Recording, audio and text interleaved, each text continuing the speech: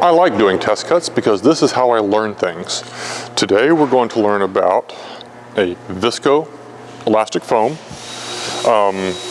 If you're familiar with foam technology, this has an ILD of 11. It's nice consistent material. Sometimes I see these things and they have various densities. This has a nice consistent character to it. This piece was apparently carved out by hand using just a plain old knife, I'm guessing. And I have a potential customer who'd like to be able to cut it with one of my saws. They're going to start off with very large blocks of this stuff and then carve it down to things that look like this. So ideally I want to prove that I can cut through, this is like 28, 30 inches of material. That's going to mean though, for this machine, seeing it up on end, that's always awkward. I'm going to try it because you just get this tall wobbly thing and it doesn't, wherever I'm cutting, it doesn't have a lot of support of just having a block of material around it. But I'm going to try anyway. First though, just so I have a good edge to work with, I'm going to make a squaring cut on one of these faces. Actually, I'll make a squaring cut on two faces just to see how this, just so I have a nice place to put it down. The saw we have today is a Forest Model 236. This is a specific variant, but it does have my cantilever style traveling table. I've southern engineered a little vertical work stop to help hold the workpiece in place. The blade I'm using is a 1-inch wide scallop edge blade. It looks just like a bread knife. It's not really a cutting style blade. It's not making chips. It's just a nice knife edge blade, just like a bread knife.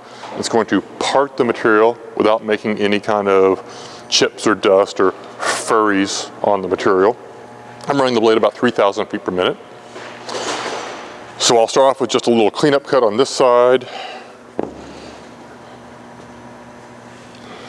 Maybe a cleanup cut on this side, and then I'll try to cut through greater thicknesses of the material.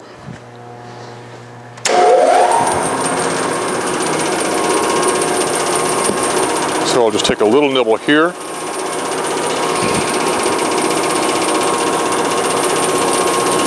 And then here. Oops, need a bigger bite than that.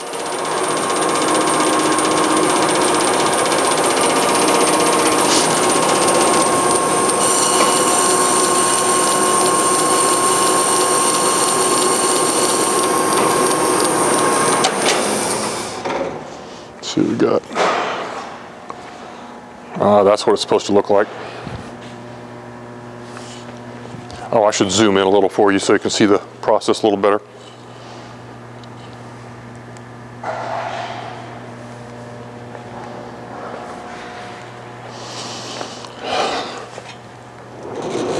Okay, now I've got a flat surface. I'm going to try setting it up like this.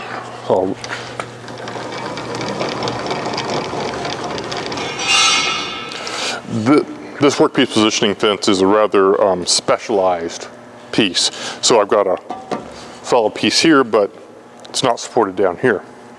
So I'll just basically grab it as best I can with the tools at hand. Get a little bit of squish on it. Let me see what it looks like from the back.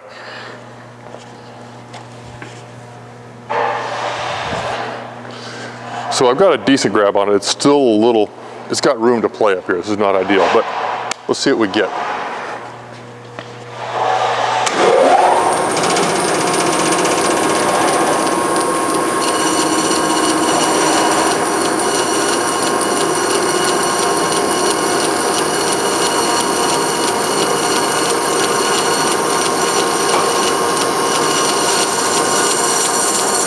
See, this is pulling the material down. There is a little friction.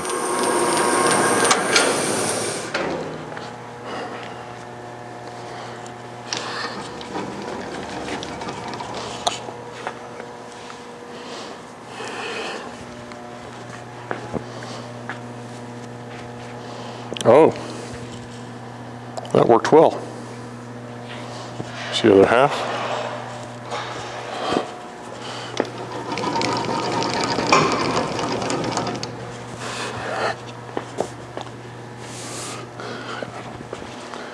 Seeing this?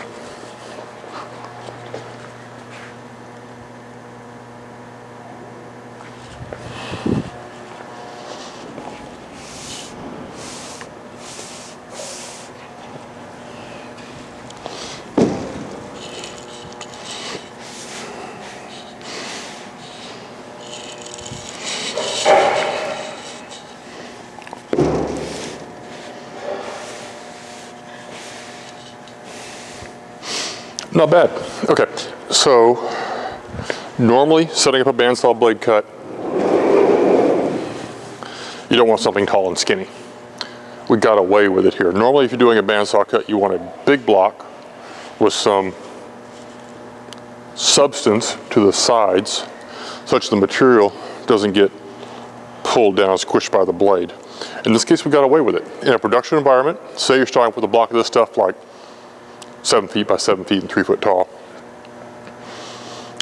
you would probably carve your blocks out and then get them shorter to work with them like this, instead of trying to process them like this. You can apparently get away with it though.